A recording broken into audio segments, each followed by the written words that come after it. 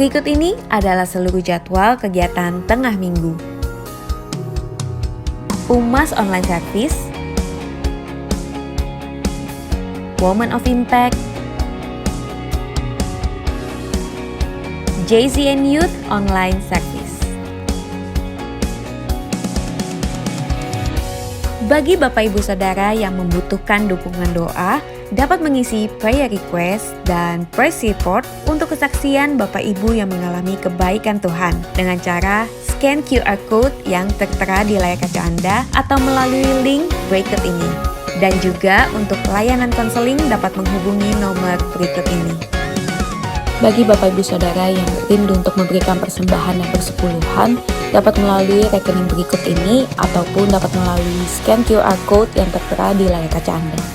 Kami informasikan bagi Bapak Ibu Saudara yang rindu untuk memberikan persembahan diakoninya dapat ditransfer melalui scan QR code yang tertera pada layar berikut ini. Dan untuk keseluruhan kegiatan di GBI Rayon 1D dapat Anda lihat melalui mobile apps GBI Rayon 1D.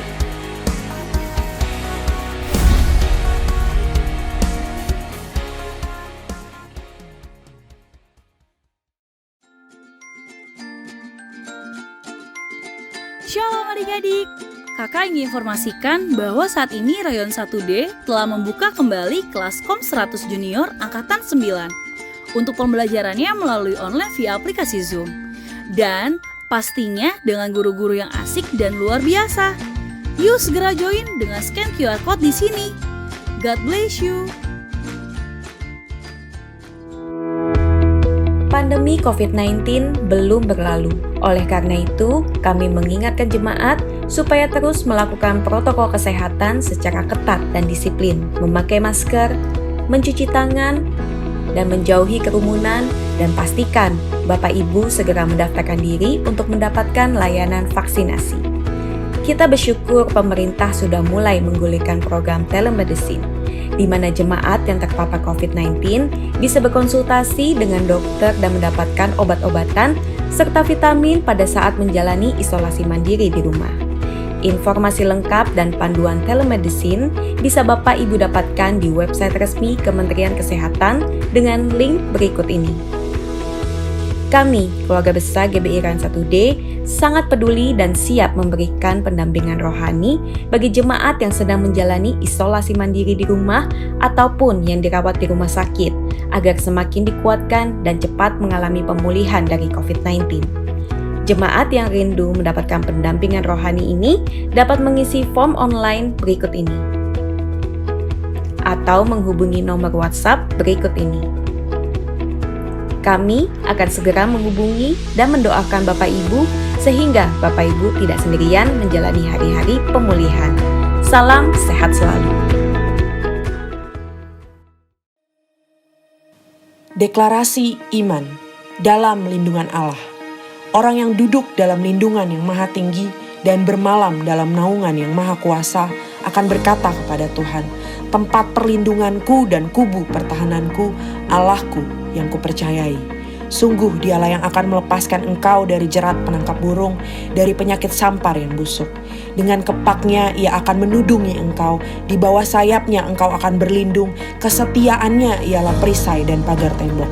Engkau tak usah takut terhadap kedahsyatan malam, terhadap panah yang terbang di waktu siang, terhadap penyakit sampar yang berjalan di dalam gelap, terhadap penyakit menular yang mengamuk di waktu petang.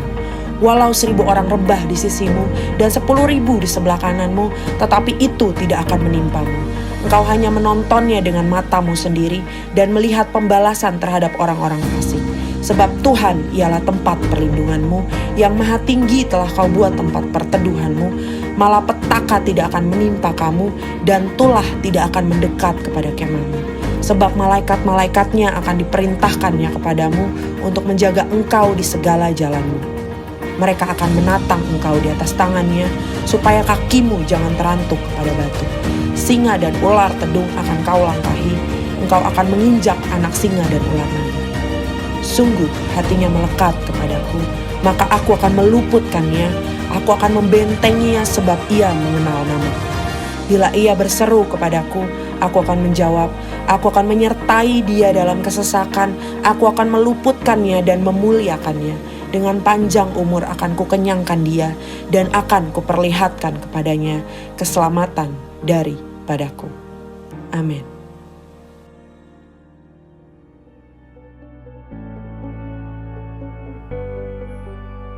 Pentakosta ketiga.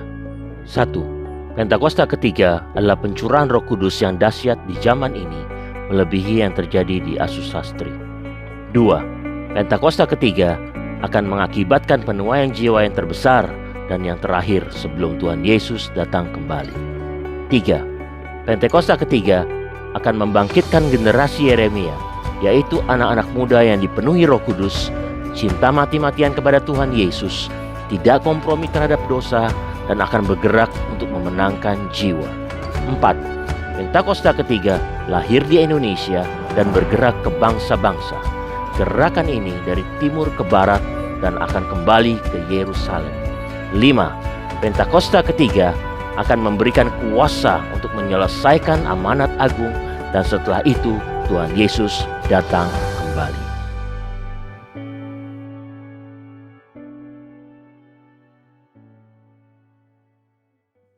Shalom saudara, dalam Voice of Pentecost kali ini kita akan membahas tentang kualitas bukan popularitas. Bagaimana kita dapat selalu mengambil keputusan yang berintegritas dan berani menghidupinya.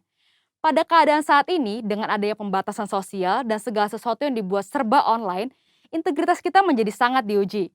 Misalnya, ketika meeting online sengaja mematikan video seolah mengalami gangguan teknis, padahal untuk mengerjakan hal yang lain. Integritas tidak hanya bicara soal keselarasan antara ucapan dan perbuatan, tetapi adalah keputusan yang kita buat secara totalitas dan konsisten. Maksudnya, terus-menerus melakukan segala sesuatu berdasarkan prinsip kebenaran.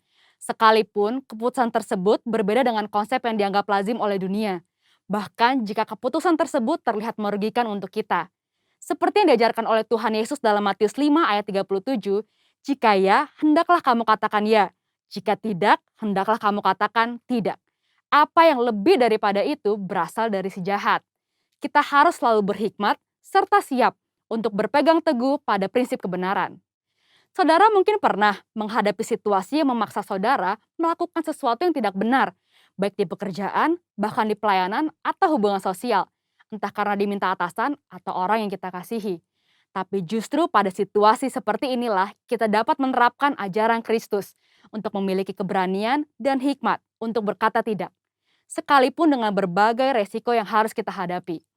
Jika kita berkompromi satu kali saja, kita akan diminta berkompromi lagi di lain kesempatan. Lambat laun, kita akan menjadi terbiasa dan pada akhirnya tidak merasa lagi bahwa perbuatan tersebut salah. Setiap hari, kita dihadapkan oleh pilihan demi pilihan, tidak terkecuali tantangan dan godaan yang menguji ketaatan kita kepada Tuhan. Apa yang harus kita lakukan ketika tantangan atau godaan itu datang? Yang pertama, tidak larut dengan dunia. Di zaman postmodern ini, toleransi dibuat mengarah kepada kompromi yang berbeda dengan kebenaran Alkitab. Orang yang toleran selalu dianggap berpikiran luas, bebas, dan humanis. Sehingga orang percaya yang berani berdiri teguh dalam mempertahankan kebenaran firman Tuhan dalam kehidupan sehari-hari semakin berkurang. Kompromi pun sudah dianggap biasa di kalangan gereja yang dulu menekankan pentingnya ketaatan pada firman Tuhan. Keadaan ini mengingatkan akan kisah Daniel, seorang pemuda Israel yang mengalami pembuangan saat Yerusalem ditaklukkan oleh Babel. Pada saat itu, Raja Babel membawa Daniel dan orang-orang terbaik lainnya untuk diajar ilmu pengetahuan dan dibentuk karakternya. Mereka sangat diistimewakan dengan harapan orang-orang tersebut akan loyal kepada Babel. Namun, walaupun mendapatkan kehidupan yang enak dan masa depan yang cerah, Daniel tetap memilih untuk menjalankan perintah Tuhan. Dia tidak memakan makanan raja yang tidak sesuai dengan hukum Taurat. Daniel sadar, sebagai anak Tuhan, ia harus tetap taat, walaupun hidup di tengah bangsa yang tidak mengenal Tuhan. Yang kedua, tidak malu menghidupi kebenaran. Hidup dalam kebenaran adalah hidup tanpa kepalsuan, hidup dengan jujur. Yesus adalah kebenaran. Sebagai pengikut Kristus, kita harus memperkatakan dan mempraktekkan kebenaran dalam hidup. Orang menganggap perintah-perintah yang diberikan Yesus terlalu kaku dan tidak relevan pada zaman ini. Padahal memang kebenaran tidak bergantung pada perasaan, pengalaman, atau penafsiran yang bersifat subjektif. Kebenaran Allah adalah benar tanpa pengecualian. Orang Kristen yang sejati akan melihat integritas dirinya sebagai suatu harga diri terpenting. Kita tidak perlu merasa takut berpihak kepada kebenaran. Alkitab berkata pada 1 Petrus 4 ayat 16, jika ia menderita sebagai orang Kristen, maka janganlah ia malu, melainkan hendaklah ia memuliakan Allah dalam nama Kristus itu. Biarlah kita tetap mempertahankan kebenaran dan memuji Tuhan. Yang ketiga, hidup seperti Yesus hidup. Yesus adalah kebenaran. Untuk dapat hidup secara benar, maka kita harus hidup dalam Yesus. 1 Yohanes 2 ayat 5-6 berkata, tetapi barang siapa menuruti firman-Nya, di dalam orang itu sungguh sudah sempurna kasih Allah. Dengan itulah kita ketahui bahwa kita ada di dalam Dia. Barang siapa mengatakan bahwa ia ada di dalam Dia, ia wajib hidup sama seperti Kristus telah hidup. Hidup menjadi sama seperti Kristus merupakan kehendak Bapa. Yesus menjelaskan lebih lanjut dalam Matius 5 ayat 48. Karena itu haruslah kamu sempurna, sama seperti Bapamu yang di surga adalah sempurna. Jika kita berkata hidup dalam Bapa, kita menjadikan Yesus sebagai Tuhan dan Juru Selamat di dalam hidup ini. Dan kita wajib hidup sama seperti Yesus telah hidup. Mari kita minta pertolongan Roh Kudus untuk memimpin hidup kita pada zaman sekarang. Kita harus menyadari bahwa kita adalah anak Tuhan, maka kita harus hidup sesuai dengan firman Tuhan. Seperti Kristus taat mengerjakan apa yang ditetapkan oleh Bapanya. Itulah yang menjadi kunci keberhasilan Kristus. Seringkali kita berpikir bahwa hidup sama seperti Kristus menjadikan hidup kita terkekang dan menderita. Padahal, jika kamu tetap dalam firman-Ku, kamu benar-benar adalah murid-Ku. Dan kamu akan mengetahui kebenaran. Dan kebenaran itu akan memerdekakan kamu. Seperti tertulis di Yohanes 8 ayat 31-32. Itulah sebabnya selama di bumi, Yesus tidak pernah menyia-nyiakan kesempatan yang ada. Fokus hidupnya terpusat hanya untuk melakukan kehendak Bapa. Jadi, jika kita mengikuti teladan Yesus, kita akan hidup seperti Dia. Ketika dunia menawarkan kita untuk jadi serupa sepertinya, kita harus berani mengambil keputusan yang berintegritas, yaitu dengan berkata tidak. Tidak larut dalam dunia, tidak malu menghidupi kebenaran, dan yang terutama, hidup seperti Yesus telah hidup. Mari kita menjadi orang percaya yang berintegritas penuh di tengah dunia pada zaman ini. Untuk penjelasan lebih lengkapnya dari tim teologi kami, silahkan buka link yang ada di atas atau scan QR Code yang tersedia. Salam integritas, Tuhan Yesus memberkati. Yesus ajaib, Dia berkuasa, ada mujizat sebab Yesus ajaib. Yesus ajaib, Dia berkuasa, ada mujizat sebab Yesus ajaib. Mari sekarang sama-sama dengan segenap hati kita di hadapan Tuhan. Yesus ajaib, Tuhanku ajaib, kasih-Nya ajaib bagiku. Yesus ajaib, Tuhanku ajaib, rahmat-Nya kekal selamanya. Tak berubah kasih-Nya, setiap hari bertambah indahnya. Sampai bumi berlalu dan habislah ragaku, Yesusku ajaib bagiku. Sekali lagi sama-sama. Yesus ajaib, Tuhanku ajaib, kasih-Nya ajaib bagiku. Yesus ajaib, Tuhanku ajaib, rahmat-Nya kekal selamanya. Tak berubah kasih-Nya, setiap hari indahnya. Sampai bumi berlalu dan habislah ragaku, Yesusku ajaib. Tak berubah kasih-Mu Tuhan,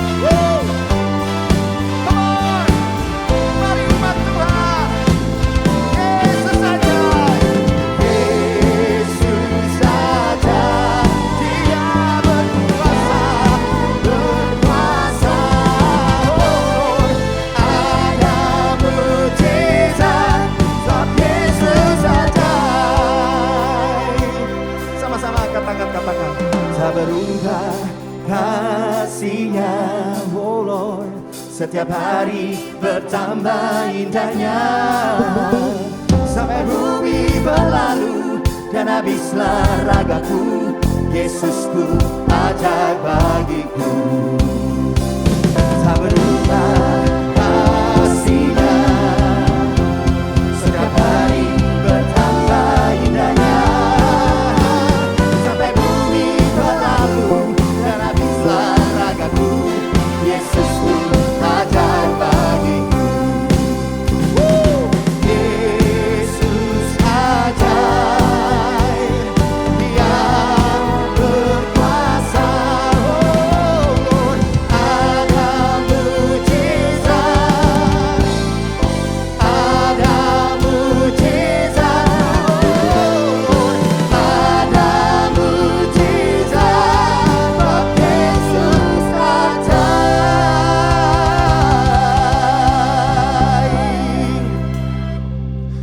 Ada mujizat sebab Engkau ajaib, Tuhan. Amin. Thank you Lord Jesus. Waktu kami terus hidup dalam anugerah-Mu, hidup dalam perkenanan-Mu, hidup erat dengan Tuhan, berjalan dalam anugerah kasih firman-Mu setiap hari, kami tahu ada mukjizat dalam hidup kami. Kau tidak pernah lalai Tuhan. Tuhan, ini umat-Mu, setiap kami kekasih-kekasih-Mu Tuhan, bahwa kami dekat dengan Tuhan. Thank you Lord Jesus. Ku bersujud di kaki-Mu, menikmati kehadiran-Mu. Kau berkata, Kau cintaku dengan kasih sempurna. Kau mengusap air mataku, Kau teduhkan gelora hatiku. Oh Yesusku, ku cinta Kau lebih dari semua. Mari mendekat dengan Tuhan sama-sama. Ku bersujud di kaki-Mu, menikmati kehadiran-Mu. Kau berkata, Kau cintaku dengan kasih sempurna. Kau mengusap, terima kasih Tuhan, air mataku. Thank you Lord. Kau teduhkan gelora hatiku. Oh Yesusku, ku cinta Kau lebih dari semua. Ku ingin lebih dekat, lebih dekat, masuk dalam hadirat-Mu dan menikmati indahnya tempat kediaman-Mu.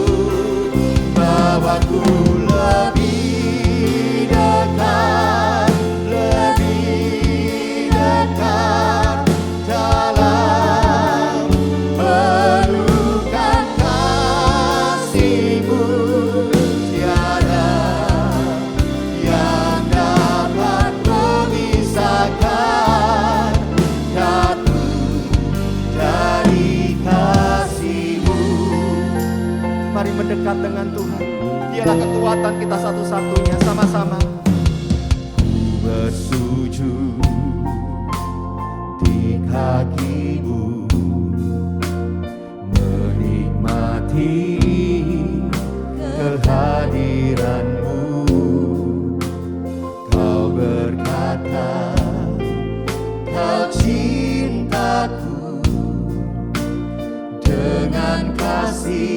sempurna. Engkau mengusap air mata kami, mengusap air mataku. Kau teduhkan gelora hatiku. Oh Yesusku, ku cinta Kau lebih dari semua. Ku ingin lebih dekat, lebih dekat, masuk dalam hadirat-Mu dan menikmati indahnya tempat kediaman-Mu. Bawaku lebih dekat, lebih dekat dalam pelukan kasih-Mu. Tiada yang dapat memisahkan daku dari kasih-Mu.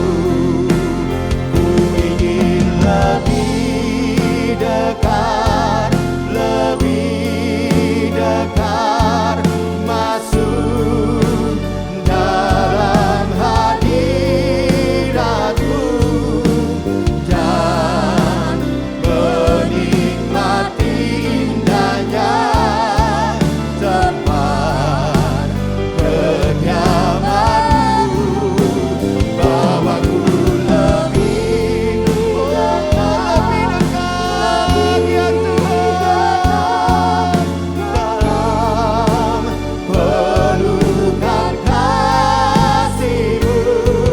Tiada yang dapat memisahkan daku dari kasih-Mu. Bawaku Tuhan lebih dekat, lebih dekat.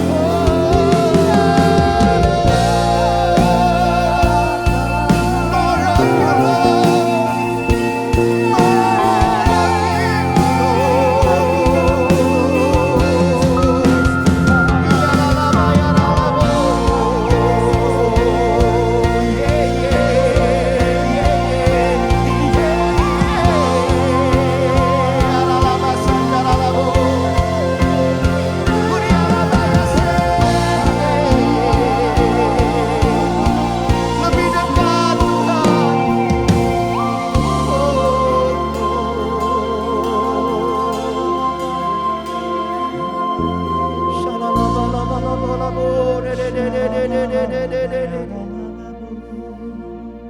Jesus Lord.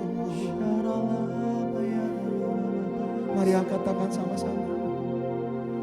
Ku ingin lebih dekat, lebih dekat, masuk dalam hadirat-Mu dan menikmati indahnya tempat kediaman-Mu. Bawaku lebih dekat, lebih dekat, dalam pelukan kasih-Mu. Tiada yang dapat memisahkan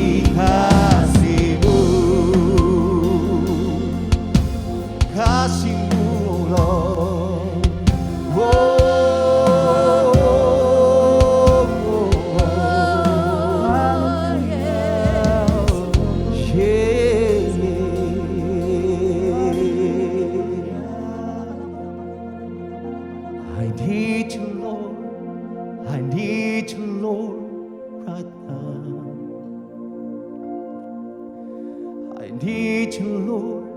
I need you, Lord, right now. I lift my hands, I draw my knee to worship at your throne. I need you, Lord. I need you, Lord, right now. Oh, Lord, yeah. I need you, Lord. I need you, Lord, right now. I need you, Lord.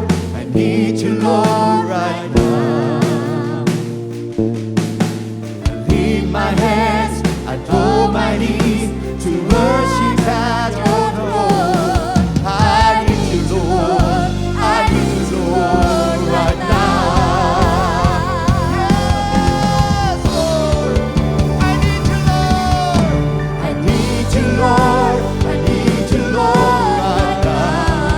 Yes, Lord. I need you, Lord. I need you, Lord, right now, Lord. I lift my hands, I throw my knees to worship at your throne. I need you, Lord.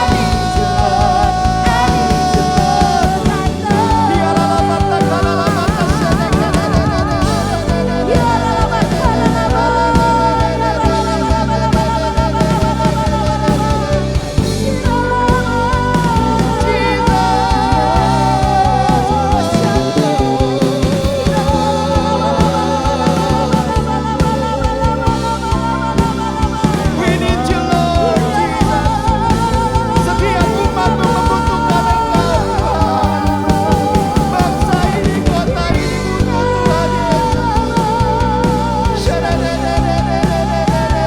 We need you, Lord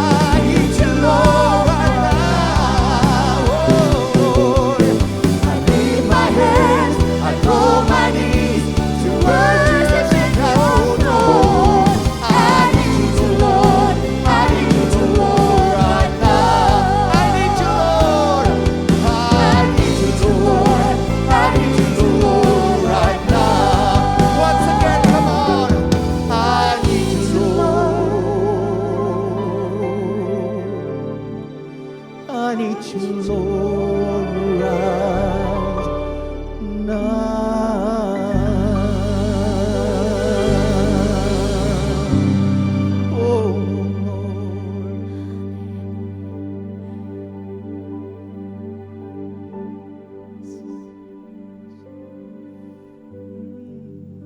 Shalom saudara-saudara, mari kita satukan hati untuk prayer request yang sudah masuk di minggu ini.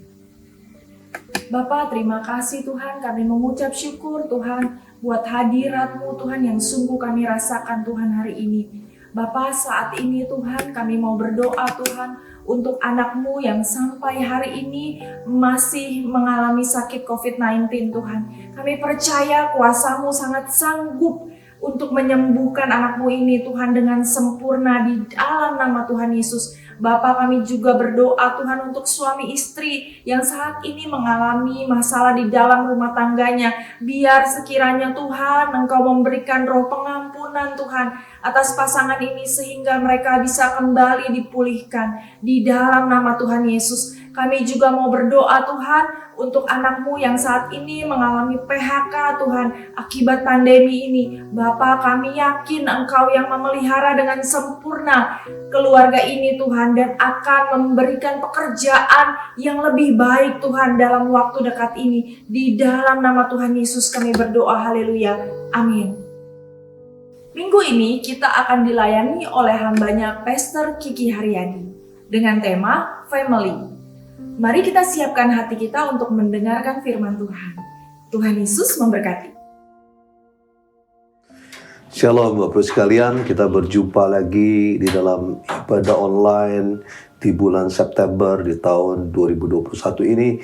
Dan tentunya saya terus berharap Bapak sekalian di dalam kondisi yang baik, kondisi yang sehat, kondisi yang diberkati Tuhan, terus bersemangat bersama dengan Tuhan Yesus Kristus di menghadapi masa-masa pandemi COVID-19 yang belum selesai ini. Nah, mari Bapak sekalian, sebelum kita mendengar kebenaran firman Tuhan, mari kita akan berdoa bersama-sama. Kami mengucapkan syukur, terima kasih Tuhan buat kesempatan yang Tuhan berikan Tuhan untuk kami boleh beribadah, mendengar kebenaran firman-Mu Tuhan, dan urapi kami semua, urapi hamba-Mu yang tidak ada apa-apa ini Tuhan. Mampukan hamba-Mu untuk bisa menyampaikan kebenaran firman-Mu Tuhan. Bungkus setiap kami dengan darah-Mu kudus. Demikian juga untuk setiap anggota keluarga kami ada di rumah, dimanapun mereka berada Tuhan lindungi. Dan saat ini dengan otoritas daripada Tuhan Yesus Kristus, kami mau ikat, kami patahkan segala kuasa si jahat yang mencoba menghalangi pemberitaan firman Tuhan pada saat ini. Kami patahkan dalam nama Yesus. Dan kami mau rubuhkan setiap kubu-kubu yang diberikan oleh kesombongan, keangkuhan manusia untuk menghalangi pengenalan akan Allah. Saat ini kami rubuhkan dalam nama Yesus, dan kami mau tawan segala pikiran, dan kami mau taklukkan di bawah kaki-Mu. Biar Roh Kudus yang berkuasa, berdaulat sepenuhnya atas pikiran hati kami. Terima kasih Tuhan, dalam nama Yesus kami berdoa dan mengucapkan syukur. Haleluya, amin. Nah Bapak sekalian, saya sering mengamati tentang doa-doa yang diminta oleh para jemaat yang akan didoakan oleh pelayan-pelayan Tuhan. Nah, saya melihat ada beberapa hal yang penting yang selalu ada, dan saya lihat ini juga menjadi masalah yang perlu artinya setiap kita gereja Tuhan menanganinya. Yang pertama, memang banyak orang yang menderita karena sakit. Yang kedua, yang tidak kalah banyak adalah tentang masalah keluarga. Apakah itu hubungan suami istri, ataupun orang tua dengan anak-anak, atau dengan anggota keluarga yang lain. Nah, Bapak sekalian, ini sangat penting bahwa keluarga itu merupakan satu tempat, satu wadah yang artinya yang sebetulnya sangat mendukung kehidupan kita. Kebahagiaan salah satunya adalah kalau kita memiliki keluarga yang harmonis, keluarga yang tentunya berbahagia. Nah, Bapak sekalian, tapi kalau kita lihat banyak sekarang ini justru karena mungkin masa pandemik COVID-19, ya, di mana sering bertemu, lalu bertemunya di ruang lingkup yang sangat sempit, lalu sering juga karena tekanan, karena persoalan yang ada, sehingga masing-masing agak sensitif, sehingga menimbulkan artinya komunikasi yang tidak baik, hubungan yang tidak baik antara anggota keluarga yang ada. Nah, Bapak sekalian, dengar firman Tuhan berkata, dikatakan kerajaan yang terpecah-pecah, bahkan juga rumah tangga yang terpecah, dikatakan tidak akan bertahan. Nah, itu sebabnya betapa pentingnya keluarga ini ya buat kita semua. Apalagi Bapak sekalian kalau sudah lihat di dalam kitab Malaki, ya, di dalam Injil Lukas juga diulangi bagaimana menjelang kedatangan Tuhan Yesus Kristus, Tuhan mau hati bapak-bapak berbalik kepada anak-anaknya, hati anak-anaknya berbalik kepada bapaknya. Itu bicara tentang pemulihan keluarga. Tuhan bilang, kalau tidak terjadi, aku akan memukul bumi hingga musnah. Nah, ini sesuatu yang serius Bapak sekalian tentang keluarga ini. Karena apa Bapak sekalian, kalau kita melihat di dalam Alkitab, manusia diciptakan laki-laki dan wanita untuk membangun satu keluarga yang kuat. Tuhan bilang, aku memberkati engkau, beranak cuculah, bertambah banyak, dikatakan, dan kuasailah bumi, berkuasalah atas sebuah binatang. Jadi di mana kita diciptakan untuk membentuk keluarga tentunya yang kuat. Untuk kita ini bisa tidak hanya bertahan, tetapi kita akan menjadi sesuatu yang panutan buat orang-orang yang lain. Nah, itu sebabnya Bapak sekalian penting artinya memiliki keluarga yang baik. Nah, saya percaya Bapak sekalian setiap kita semua merindukan memiliki keluarga yang berbahagia, keluarga yang kuat, keluarga yang harmonis. Tetapi Bagaimana sekarang caranya untuk bisa mendapatkan itu? Saya ingat Bapak sekalian, seperti firman Tuhan katakan di dalam Mazmur 127, kalau bukan Tuhan yang membangun rumah, sia-sialah orang yang membangunnya. Jadi kita lihat betapa pentingnya peran Tuhan. Satu, dan juga bagian kita, peran kita. Untuk kita sama-sama menciptakan keluarga yang berbahagia tersebut. Jadi orang menikah bukan secara otomatis akan mendapatkan keluarga yang berbahagia, tetapi harus ada usaha, ada sesuatu yang harus kita lakukan. Nah, mari Bapak sekalian, saya mau ajak Bapak sekalian kita lihat kebenaran firman Tuhan ini, ya. Di dalam kitab Yosua pasal yang ke-24 ayat 15, ya, ini satu tantangan yang diutarakan oleh Yosua kepada bangsa Israel. Ya, betapa pentingnya artinya memiliki komitmen dengan Tuhan. Ini penting. Keluarga bisa diberkati, keluarga bisa bertumbuh, keluarga bisa berbahagia kalau setiap anggota keluarga itu punya komitmen dengan Tuhan sungguh-sungguh. Nah, dikatakan begini, di dalam Yosua pasal ke-24 ayat 15, tetapi jika kamu anggap tidak baik untuk beribadah kepada Tuhan, pilihlah pada hari ini kepada siapa kamu akan beribadah. Allah yang kepadanya nenek moyangmu beribadah di seberang sungai Efrat, atau Allah orang Amori yang negerinya kamu diam ini. Tetapi aku dan seisi rumahku, kami akan beribadah kepada Tuhan. Yosua mengambil keputusan bahwa dia dan keluarganya akan beribadah kepada Yesus Kristus Tuhan. Nah, ini yang penting. Nah, Bapak sekalian, karena apa Bapak sekalian? Nah, ada seorang profesor namanya Nick Stinnett, ya. Dia itu chairman of the Department of Human Development and the Family at the University of Nebraska at Lincoln. Dia ini mengadakan satu proyek riset yang sangat luar biasa dengan sampel dengan keluarga, artinya dari 3.000 keluarga yang di riset. Bagaimana mereka menjadi keluarga yang kuat, keluarga yang berbahagia, keluarga yang luar biasa. Nah, hasil riset ini Bapak sekalian menjadi adalah bukti bagaimana keluarga yang artinya punya komitmen yang sungguh-sungguh dengan Tuhan, itu akan menjadi keluarga yang dahsyat, keluarga yang luar biasa. Nah, Bapak sekalian, di dalam pernah ada satu orang mengadakan satu riset Bapak sekalian, ya, bagaimana ada seorang yang bernama Max, dia tinggal di New York, ya, dia tapi tidak beribadah kepada Tuhan. Nah, berdasarkan sejarah keturunannya itu ada 1026 orang keturunannya. Nah, Bapak sekalian, saudara lihat, karena dia tidak punya komitmen dengan Tuhan sungguh-sungguh, juga keluarganya. Nah, apa yang terjadi? Dikatakan 300 di antara keturunan itu mati muda. 100 orang dari keluarganya itu yang masuk penjara, 100 jadi pelacur, 100 jadi orang-orang yang kecanduan minuman keras. Nah, tetapi berbeda dengan artinya yang bernama Jonathan Edward, orang yang punya komitmen dengan Tuhan. Nah, apa yang terjadi Bapak sekalian?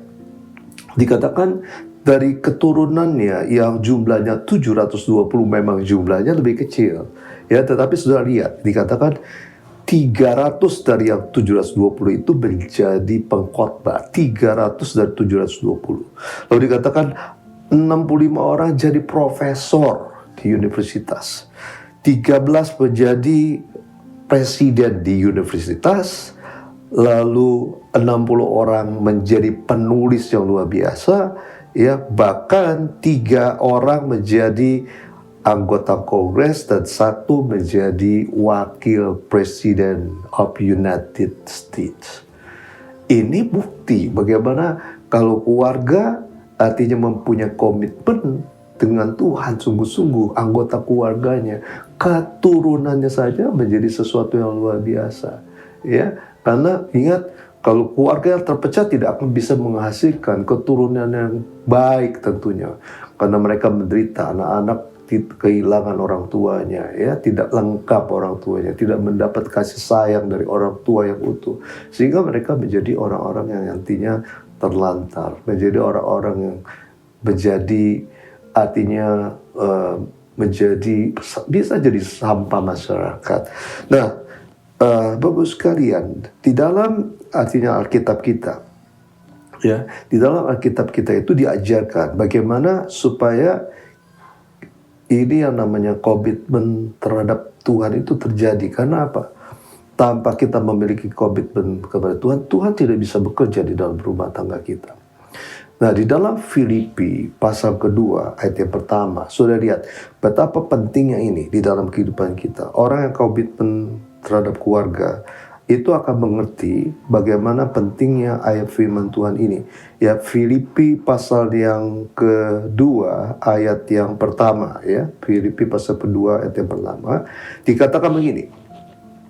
Jadi karena dalam Kristus dikatakan ada nasihat, ada penghiburan kasih, ada persekutuan roh, ada kasih mesra, dan belas kasihan. Saudara dengar baik-baik. Jadi karena dalam Kristus, tidak di yang lain. Jadi saudara, kenapa kita penting komitmen dengan Tuhan? Karena dikatakan karena dalam Kristus ada nasihat, ada penghiburan kasih, ada persekutuan roh, ada kasih mesra dan belas kasihan. Jadi kalau orang komitmen dengan Tuhan, Bapak sekalian, itu tuh ada yang namanya kasih yang melimpah di dalam kehidupan pribadinya dan juga keluarganya. Nah, itulah sebabnya Bapak sekalian, baik individu maupun semua anggota keluarga harus bersama-sama memiliki komitmen dengan Tuhan. Nah, bagaimana caranya Bapak sekalian? Saudara harus punya artinya pribadi. Orang tua, papa, mama, anak-anak, sebuah anggota keluarga, semuanya sungguh-sungguh beribadah dengan Tuhan. Sungguh-sungguh mengasihi Tuhan. Sungguh-sungguh memuji, menyembah Tuhan. Sungguh-sungguh membaca, merenungkan firman Tuhan. Karena apa?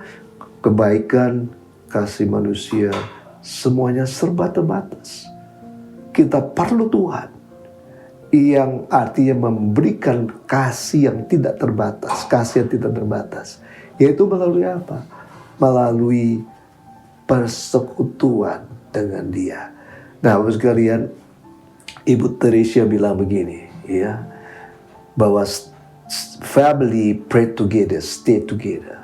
Itu sebabnya bagaimana Ibu Teresia yang sangat luar biasa mendorong untuk keluarga-keluarga berdoa bersama-sama. Selain doa individu, ya, mempunyai doa pribadi, berdoa bersama-sama. Karena waktu kita berdoa bersama-sama seperti firman Tuhan katakan, ada penghiburan kasih, ada persekutuan roh, kasih mesra, belas kasihan buat keluarga itu. Sehingga keluarga itu saya percaya akan memiliki yang namanya kasih yang luar biasa yang bisa membuat orang saling mengasihi satu dengan yang lainnya, menghormati satu dengan yang lainnya. Nah, hal yang kedua, Bapak Ibu sekalian, bicara tentang Filipi pasal yang kedua ayat yang pertama, bicara persekutuan dengan Tuhan. Tentunya kita harus memiliki waktu yang cukup. Betul ya Bapak sekalian, untuk bisa memuji menyembah Tuhan setiap hari, untuk kita bisa membaca kebenaran firman Tuhan dan merenungkannya, kita harus memiliki waktu yang cukup. Kita harus mengalokasikan waktu kita yang cukup untuk Tuhan. Nah, itu pun yang diajarkan kepada kita semua, untuk kita ini juga memiliki waktu yang cukup dengan keluarga. Ini penting. Ya, waktu yang cukup dengan keluarga.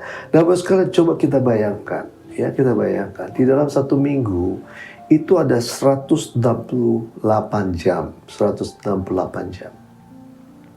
Nah, kalau kita tidur 8 jam sehari, dari 168 kita akan menghabiskan waktu untuk tidur 56 jam. Lalu 50 jam lagi, Bapak sekalian, dari sisa yang ada, atau 112, ya, 50 jam, kita gunakan untuk apa? Untuk kita bekerja. Bahkan mungkin orang spend waktunya lebih banyak, ya mungkin lebih daripada 50 jam.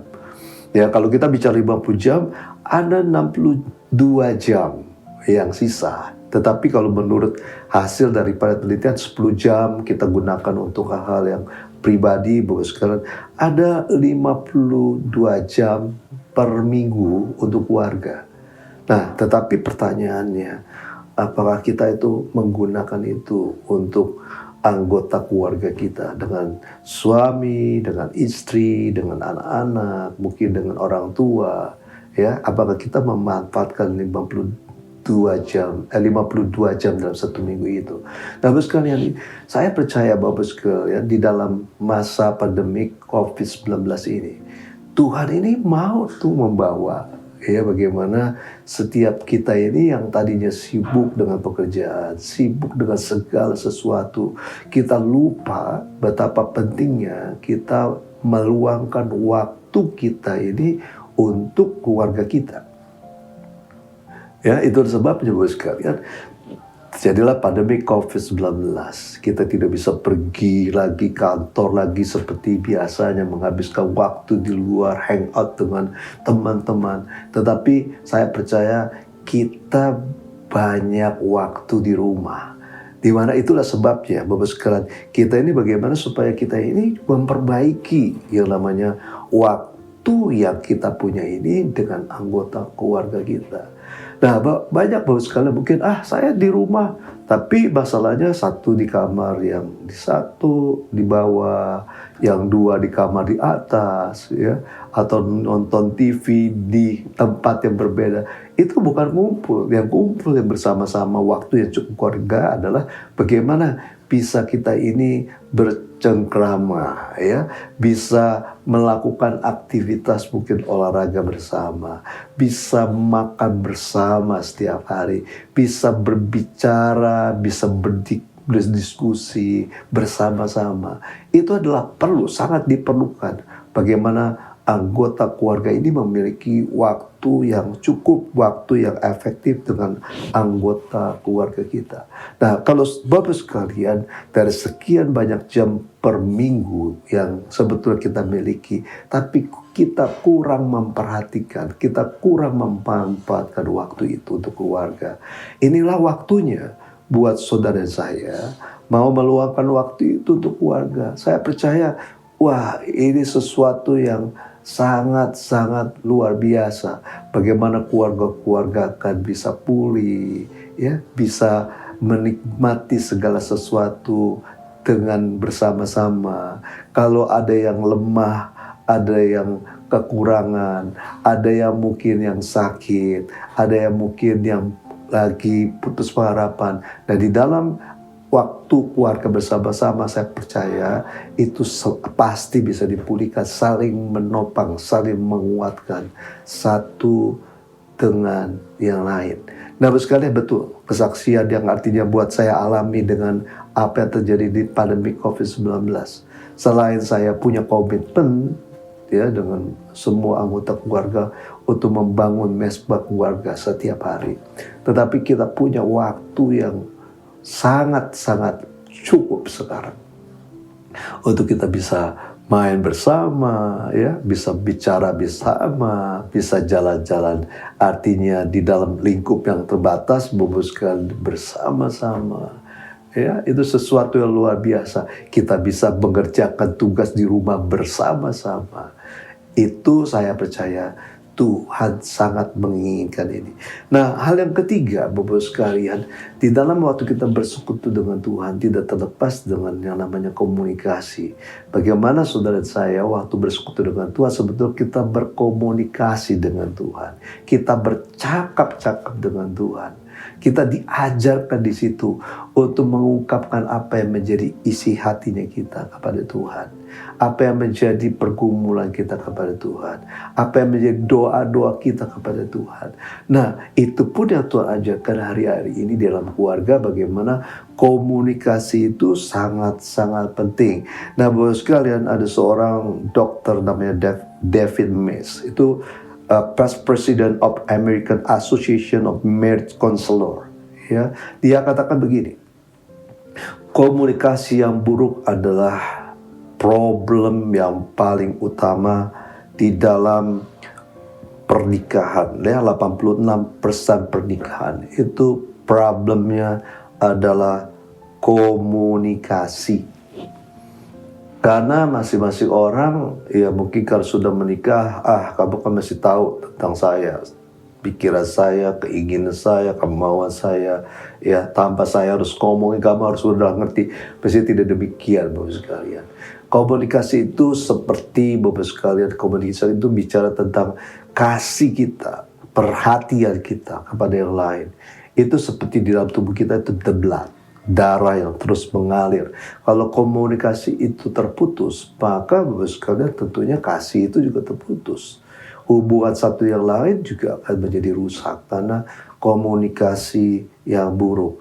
Nah, itu sebabnya Bapak sekalian, bagi setiap kita, Bapak sekalian, hari-hari ini ya di dalam keluarga, mari kita membangun komunikasi yang juga baik. Kalau saudara bayangkan waktu di dalam masa-masa pengenalan atau waktu bahasa dunia pacaran, saudara lihat berapa banyak waktu yang kita keluarkan, yang kita luangkan untuk kita bisa berkomunikasi satu yang lain. Dari kita membicarakan banyak aspek, dari tali sepatu sampai yang namanya apa yang mungkin di kepala, di rambut kita, semuanya bisa menjadi hal-hal yang bisa dibicarakan sehingga bahkan kita lupa waktu untuk pulang. Nah, kenapa itu tidak terjadi lagi di dalam satu keluarga? Suami istri bisa bercakap-cakap, bisa berdiskusi, berkomunikasi dengan baik. Orang tua dengan anak-anak, ya. Kita dengan mungkin mertua dengan orang tua kita masing-masing. Nah, Bapak sekalian, mari Bapak sekalian kita membangun itu kembali. Nah, Bapak sekalian, ada hal yang perlu kita mengerti di dalam artinya komunikasi ini adalah bahwa komunikasi tidak lepas artinya untuk kita mengenal. Artinya pasangan kita, seperti kita komunikasi dengan Tuhan, artinya kita diharapkan, Tuhan mengharapkan kita mengenal Dia lebih lagi. Apa yang menjadi kehendaknya, apa yang menjadi kemauannya, apa yang menjadi keinginan Tuhan, apa yang menjadi perintah Tuhan. Nah, demikian juga Bapak sekalian, di dalam prinsip komunikasi di dalam anggota keluarga, kita juga harus artinya memiliki pengetahuan tentang pasangan kita. Nah, Bapak sekalian, kalau saudara lihat, Bapak sekalian, apakah saudara, coba saudara cek, apakah saudara ingat tanggal lahir, hari ulang tahun suami, istri, anak-anak, ya, orang tua kita? Apakah saudara tahu tentang apa yang menjadi kesukaan istri, apa yang menjadi kesukaan suami? Nah, Bapak sekalian, saya kadang-kadang istri saya bilang begini ya, saya kan selalu kalau ada makanan, saya suka tawarkan istri saya. Terutama, bukan terutama, maksud saya begini. Kalau saya misalkan minum susu ya, minum susu. Lalu saya bilang, Vin, nggak mau minum susu. Aduh, kamu sudah bertahun-tahun, kan sudah tahu bahwa saya tidak suka susu. Ya kan? Jadi, sekalian, jadi itu ada sesuatu yang artinya komunikasi yang artinya perlu yang kita ketahui, artinya perlu mengetahui. Ya, apa yang disukainya, apa yang makanan kesukaannya. Kalau saudara tidak tahu itu, saudara akan membeli, menyediakan, atau menghadiahkan sesuatu yang sebetulnya tidak merupakan kesenangannya, malah yang dia tidak suka. Nah, selanjutnya Bapak sekalian, kita juga bisa bicara tentang apa yang menjadi warna kesayangannya, apa yang menjadi program TV kesayangannya, apa yang menjadi kesukaan yang namanya olahraga pasangan kita. Itu Bapak sekalian, semua itu bentuk komunikasi yang harus kita miliki. Nah, hal yang kedua di dalam komunikasi ini Bapak sekalian, itu juga diajarkan di dalam kebenaran firman Tuhan. Bapak sekalian, bagaimana kita ini Bapak sekalian harus bicara tentang kebenaran, ya, kebenaran Bapak sekalian. Jangan kita bicara tentang yang dusta, karena di dalam komunikasi itu perlu kita terbuka satu dengan yang lain. Perlu terbukaan satu yang lain. apa yang menjadi ketidaksukaan atau menjadi sesuatu yang mengganjal, saudara harus bisa berkomunikasi dengan pasangan kita supaya pasangan kita mengerti dan tentunya tidak melakukan hal itu, artinya berulang-ulang. Nah, Bapak sekali, di dalam Efesus pasal yang keempat ayat 15, ya, Efesus pasal keempat ayat 15, saya bacakan buat saudara. Efesus pasal keempat ayat 15, ya. Efesus keempat ayat 15 bicara demikian firman Tuhan. Dikatakan, tetapi dengan teguh berpegang kepada kebenaran di dalam kasih, kita bertumbuh di dalam segala hal ke arah Dia. Saya ulangi, tetapi dengan teguh berpegang kebenaran. Kebenaran sesuatu yang lawannya dusta, lawannya kebohongan. Kalau kita bicara tentang the truth, kebenaran, maka dikatakan kita akan bertumbuh dalam ke arah Dia. Nah, orang yang terbuka akan membawa sesuatu kondisi keadaan yang tentunya akan jauh lebih baik, ya, ketimbang kita harus berdusta berbohong kepada pasangan kita. Nah, Bapak sekalian, lalu kita juga Bapak sekalian, hal yang selanjutnya, bahwa di dalam komunikasi itu Bapak sekalian, maka kita harus mengerti bahwa setiap saudara saya ini harus menjadi good listener atau pendengar yang baik, ya. Komunikasi berantakan, komunikasi bisa jadi tidak baik karena kita selalu menginginkan orang lain mendengar apa yang maksud perkataan kita, apa yang kita mau, ya, tanpa memperdulikan apa yang pasangan kita katakan kepada kita. Ya, dia belum selesai bicara, kita sudah mengomentarinya, ya. Dan hal yang demikian, saudara bisa lihat, akan merusak segala sesuatu yang namanya bicara di dalam keluarga itu. Nah, Bapak sekalian, itulah sebabnya Tuhan tuh pernah mengutarakan ini kepada orang-orang Farisi. Dikatakan, aku memberikan kepada mereka dalam bentuk perumpamaan. Supaya apa? Mereka melihat, mereka nggak nangkap. Mereka dengar, tapi mereka tidak mengerti. Itu sebabnya Bapak sekalian, mari kita menjadi good listener, ya, mendengar, memberikan kesempatan untuk yang namanya pasangan kita, anak-anak kita, siapapun juga, untuk mereka mengutarakan apa yang menjadi masalah, persoalan, apa yang mereka mau sampaikan, ya. Baru setelah itu memahaminya, sudah mendengar secara baik, baru kita bisa mengomentari atau memberikan masukan. Nah, hal yang selanjutnya di dalam komunikasi itu, bahwa yang penting adalah mari kita mulai belajar membicarakan hal yang positif. Hal yang positif itu akan jauh lebih baik kita bicarakan ketimbang dengan hal-hal yang negatif pasangan kita. Kalau kita mengutarakan kelemahan pasangan kita, Bapak sekalian, apa yang terjadi? Pasangan kita tidak akan bisa menerima, ya, apa yang kita utarakan. Mungkin dia marah, dia bikin sebel, Bapak sekalian. Apalagi banyak orang, Bapak sekalian, kalau sedang artinya bertengkar, lalu menyamakan istri atau suaminya dengan orang tuanya. Wah, saya banyak dengar. Bagaimana dengan mengutarakan hal demikian, Bapak sekalian, hal yang negatif, justru membuat artinya hubungan satu dengan yang lainnya rusak. Hubungan menjadi yang tidak baik. Kalau kita bicara tentang positif seseorang, Bapak sekalian, itu kita juga bicara bahwa hal-hal yang baik akan terjadi di dalam kehidupannya tentunya.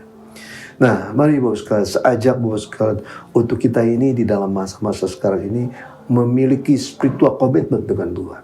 Itu harus jadi pilihan kita. Semua anggota keluarga, dia mulai harus lihat, oh iya, di saya kurang nih. Mesbah keluarga saya kurang. Individu saya, doa saya pribadi kurang. Ya, mesbah pribadi saya kurang. Mulai. Jangan tunggu besok, tetapi ambil keputusan. Saya mau berkomitmen dengan Tuhan sungguh-sungguh. Itu yang menjadi dasar segala sesuatu yang membuat keluarga bisa kuat, keluarga berbahagia, keluarga diberkati.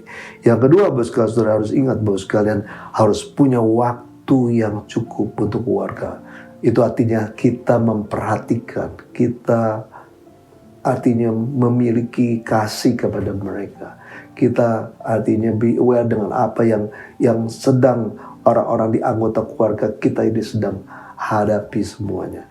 Dan yang ketiga, bicara tentang komunikasi yang baik, ya, harus dimiliki oleh setiap anggota keluarga, sehingga keluarga ini akan menjadi keluarga yang tentunya berbahagia, keluarga yang harmonis.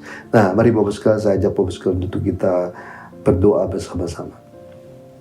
Kami mengucapkan syukur, terima kasih Tuhan atas kasih, atas berkat-Mu yang melimpah. Terima kasih buat kesempatan yang Tuhan berikan untuk kami boleh mendengar sebagai kebenaran firman-Mu tentang keluarga ini Tuhan. Kami tahu betapa pentingnya Tuhan untuk kami boleh membangun keluarga yang berbahagia, keluarga yang kuat Tuhan. Sehingga setiap kami Tuhan boleh menjadi kesaksian buat keluarga-keluarga yang lain Tuhan. Tuhan melihat Tuhan Yesus, jemaat-Mu Tuhan, jemaat-Mu di rumah dimanapun mereka berada Tuhan. Biar Tuhan Engkau mempersatukan mereka dengan tali kasih-Mu. Suami istri dipersatukan oleh Tuhan dengan kasih Tuhan. Mereka boleh saling mengasihi, saling menghormati satu yang lain. Anak-anak juga Tuhan, bulatkan hati mereka untuk memiliki rasa takut akan nama Tuhan. Biar mereka juga menghormati orang tua mereka, sehingga mereka boleh diberkati dan panjang umur Tuhan. Dan juga biar orang tua mengasihi anak-anak mereka Tuhan, memperhatikan anak-anak mereka Tuhan. Terima kasih Tuhan Yesus, memperhatikan juga anggota keluarga yang lain, sehingga keluarga demi keluarga akan menjadi keluarga yang diinginkan Tuhan. Kami akan menjadi keluarga yang berkuasa, berdaulat penuh untuk membawa kemuliaan nama Tuhan Yesus dalam hidup kami Tuhan. Terima kasih Tuhan. Terima kasih Tuhan.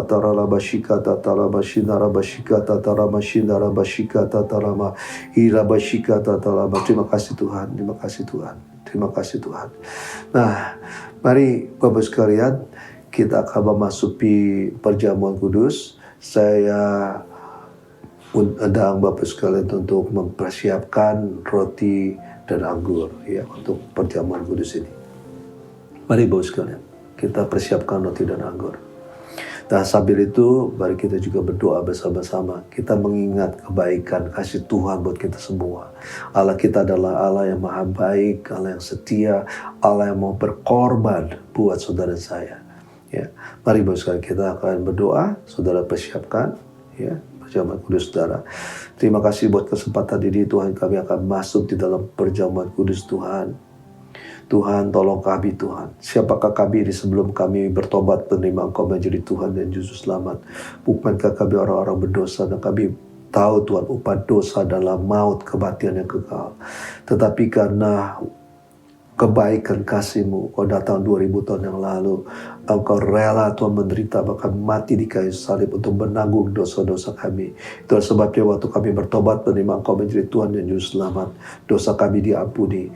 Kami yang harusnya masuk ke dalam kematian kekal, beroleh hidup yang kekal bersama dengan Tuhan Yesus Kristus. Terima kasih Tuhan, terima kasih Tuhan, terima kasih Tuhan. Nah saudara, mari sebelum kita memasuki perjamuan kudus ini, biar kita melihat keadaan kita masing-masing. Kalau ada dosa, ada kesalahan yang masih kita lakukan sampai hari ini, kalau mungkin ada di antara saudara suami istri atau orang tua dengan anak-anak yang punya ganjalan, punya persoalan, mari datang kepada Tuhan. Mari datang kepada Tuhan, minta ampun sama Tuhan, supaya saudara boleh dipulihkan oleh Tuhan. Jangan biarkan keluarga saudara hancur, jangan biarkan keluarga saudara menderita, jangan biarkan keluarga saudara diporak-porandakan oleh iblis. Mari datang kepada Tuhan, minta ampun sama Tuhan, sungguh-sungguh minta ampun sama Tuhan, biar saudara boleh saling mengasihi, saling memaafkan, saling mengampuni dengan yang lain, dan saudara membangun mesbah keluarga bersama-sama dengan Tuhan. Dan saya percaya waktu saudara punya komitmen dengan Tuhan, sungguh-sungguh ada pemulihan yang terjadi. Mari Bapak sekalian, saudara minta ampun sama Tuhan, minta ampun sama Tuhan. Baik suami istri, kalau ada yang tidak setia, saudara tidak setia kepada pasangan saudara, minta ampun sama sama Tuhan. Kalau ada anak-anak yang melawan orang tua, baik dengan perkataan, baik dengan tindakan yang tidak menghormati orang tua, minta ampun sama Tuhan. Biar Tuhan pulihkan. Tuhan kembali sembuhkan saudara. Ira bashika tatara la bashika tatara bashinara la bala. Hika tatara la bashinara bashika tatara la bala. Terima kasih Tuhan Yesus, terima kasih Tuhan. Biar Tuhan Engkau sendiri beracara Tuhan. Kau mengampuni setiap kami Tuhan. Kau menguduskan, mentahirkan kami kembali. Terutama keluarga-keluarga Tuhan. Suami, istri, anak-anak semuanya Tuhan. Anggota keluarga yang lain dipulihkan oleh Tuhan. Ampuni kami Tuhan. Kuduskan, tahirkan kami Tuhan. Terima kasih Tuhan, terima kasih Tuhan. Mari kita akan masuk di dalam perjamuan kudus. Sebab apa yang telah aku teruskan kepadamu telah aku terima dari Tuhan, yaitu bahwa Tuhan Yesus pada malam waktu ia diserahkan mengambil roti. Mari jemaat yang dikasih Tuhan, kita angkat roti di tangan kanan kita tinggi-tinggi.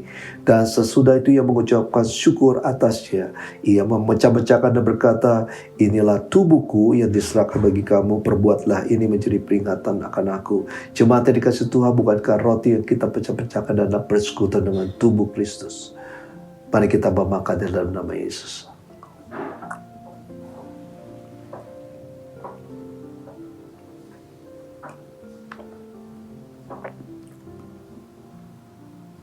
Mari kita angkat cawan anggur kita tinggi-tinggi. Demikian juga ia mengambil cawan sesudah makan lalu berkata, cawan ini adalah perjanjian baru yang dimeteraikan oleh darahku. Perbuatlah ini setiap kali kamu meminumnya menjadi peringatan akan aku. Jemaat yang dikasih Tuhan, bukankah cawan anggur yang di atasnya kita ucapkan syukur adalah persekutuan dengan darah Yesus. Mari kita meminumnya dalam nama Yesus. Mari setiap kita mengucapkan terima kasih kepada Tuhan. Jangan ada yang berdiam diri. Bapak sekalian, mari kita mengucapkan syukur kepada Tuhan. Oh Jesus, terima kasih Tuhan Yesus, terima kasih Tuhan Yesus, terima kasih Tuhan. Terima kasih Yesusku, terima kasih Yesusku.